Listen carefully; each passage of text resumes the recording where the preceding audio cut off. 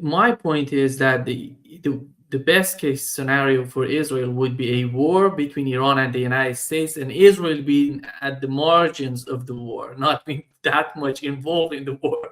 That's the best case scenario. That's not going to happen. The Iranians are too smart.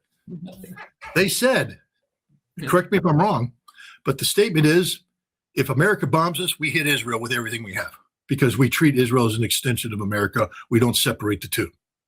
If Israel attacks us, we hit the American bases, because Israel and America are the same. Our target deck will not change. If you want a war with us, we'll bomb the same targets regardless of who starts the war. That's just the truth. That's what the Iranians have said. And I believe them. I believe them. I believe that if the United States bombed Iran, Tel Aviv would be turned upside down that night. So there's no best case scenario for Israel.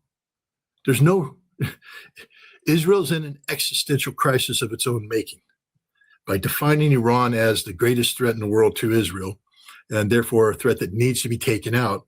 They basically allow for only one solution that's politically acceptable, but that's a solution they can't execute, they can't achieve. So they have a political problem. Donald Trump is fortunate that he hasn't painted Iran into that corner yet. Iran right now is purely a nuclear problem. Marco Rubio is trying to make it a ballistic missile problem. But I think that the more the Iranians just say, look, we don't want a war.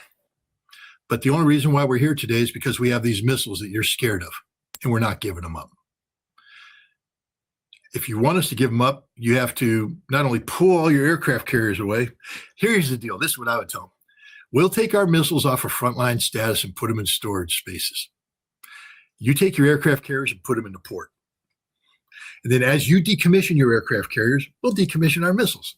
Meanwhile, we want inspectors on the ground in Israel making sure that all of their airplanes have been throttled down so they can't fly long distances. We don't want any Israeli aircraft that can reach Iran.